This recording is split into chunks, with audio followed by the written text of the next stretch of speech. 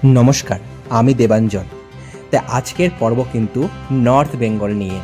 ভ্রমণ পিপাসু বাঙালির হাতে যদি 2 থেকে 3 দিন থাকে আর এই বর্ষায় কোথায় ঘুরতে যাব বুঝতে না পারে, তাহলে এই ভিডিও তাদের জন্যই। কলকাতা থেকে এক রাত্রি ট্রেন জার্নি করে যদি নর্থ বেঙ্গলে পৌঁছতে পারো, তাহলে এই ডেস্টিনেশনগুলো কিন্তু একদম মিস করা যাবে না। আজকের ভিডিওতে আমরা কিছু এমন জায়গা এক্সপ্লোর করব, এমন অফবিট ডেস্টিনেশনে নিয়ে যাব যেগুলো এনজিপি রেলওয়ে স্টেশন থেকে একদম কাছেই। তাই এই বর্ষায় চলো আমরা একসাথে মিলে এক্সপ্লোর করি নর্থ বেঙ্গলের বেশ কিছু অফবিট ডেস্টিনেশন।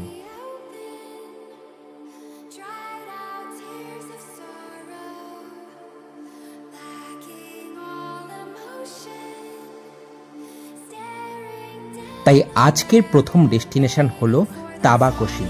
তাবাকোশির কথা কিন্তু অনেকেই শুনেছ। নর্থ বেঙ্গলের একটি অফবিট ডেস্টিনেশন এই তাবাকোশি।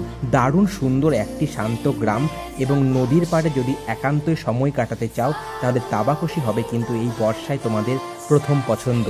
কলকাতা থেকে ট্রেনে চেপে এনজিপি পৌঁছে শেয়ার ক্যাব বা গাড়ি বুক করে একদম পৌঁছে যেতে পারো তাবাকোশিতে।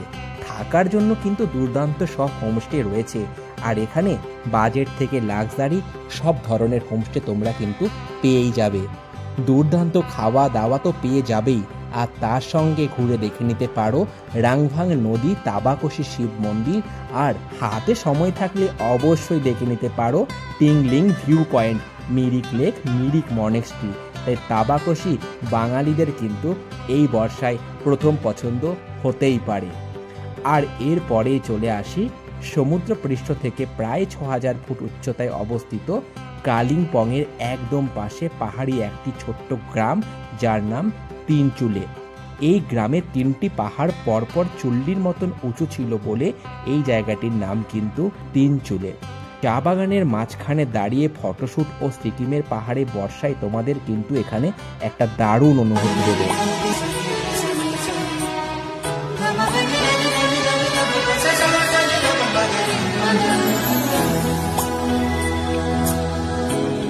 যদি এমন হয় যে হালকা বৃষ্টি হলেই মেঘ যেন হোমস্টের ভেতরে জানলা দিয়ে ঢুকে যায়, তাহলে কেমন অনুভূতি হয়।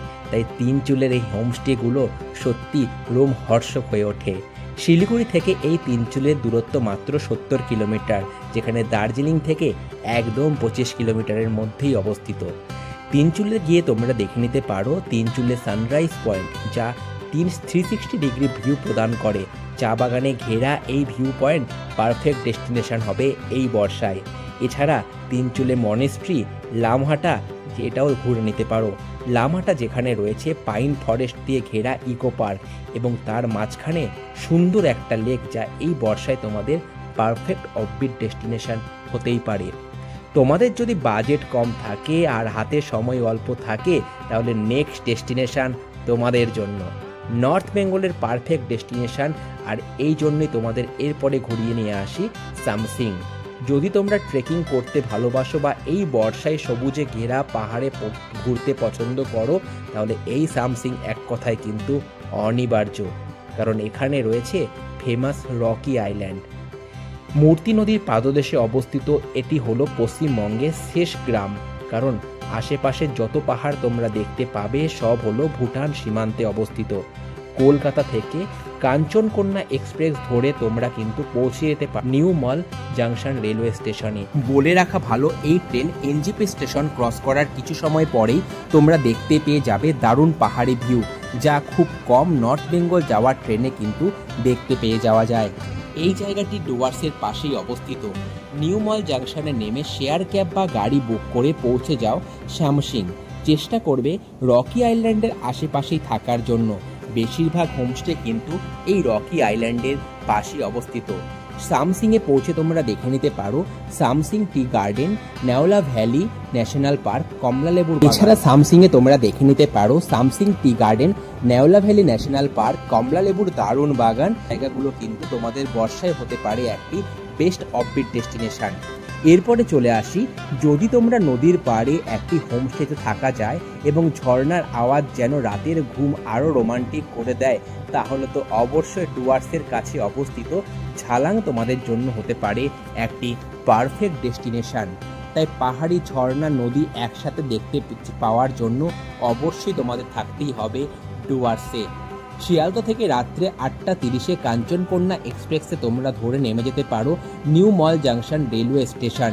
নিউ মল জাংশন থেকে মাত্র 40 কিলোমিটার দূরেই অবস্থিত কিন্তু এই ঝালাং।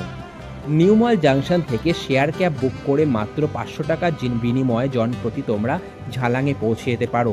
আর ঝালাংয়ে অবশ্যই তোমরা স্টে করতে পারো ঝালাং রিভার সাইড হোমস্টেতে, যার ফোন নাম্বার হলো 7003315644। জলঢাকা নদী যা ঝালাংয়ের বেস্ট ফেমাস কিন্তু ট্যুরিস্ট অ্যাট্রাকশন। তাই বর্ষায় চারিদিকে পাহাড়ের মাঝখানে এই খরস্রোতা নদী সত্যি তোমাদের মন ভরে যাবে। তোমরা যদি ফটোশ্যুট লাভার হও বা একটু ইনস্টাগ্রাম করতে পছন্দ করো, তাহলে তো এই ঝালাং এই বর্ষায় পারফেক্ট ডেস্টিনেশন তোমাদের জন্য। বিন্দু ভিলেজ যা এই ঝালাংয়ের বেস্ট অফবিট ডেস্টিনেশন, এবং ঝালানে পৌঁছে তোমরা দেখে নিতে পারো দ্বিতীয় পুরনো ব্যারেজ যা বিন্দু ব্যারেজ নামেও পরিচিত, যার নিচ দিয়ে বয়ে যাচ্ছে জলঢাকা নদী। বর্ষায় এই ঝালাং থেকেই তোমরা যখন একদিকে দেখে নিতে পারবে ভারত এবং ভুটান সীমান্ত, ঠিক তেমনি চারিদিকে নানা রকম গ্রিনারি তোমাদের সত্যি মন ভরবে। তাই এই বর্ষায় এরকম ডেস্টিনেশন তোমরা নর্থ বেঙ্গলে গেছিলে কিন্তু অবশ্যই এনজয় করতে পারো। এইরকম ভিডিও আরও দেখতে চাইলে ভিডিওতে একটু লাইক করো, শেয়ার করে দিও, সাবস্ক্রাইব করো। ভিডিওটি আর বড় করছি না, চলো tata, bye bye, take care, good night from North Bengal.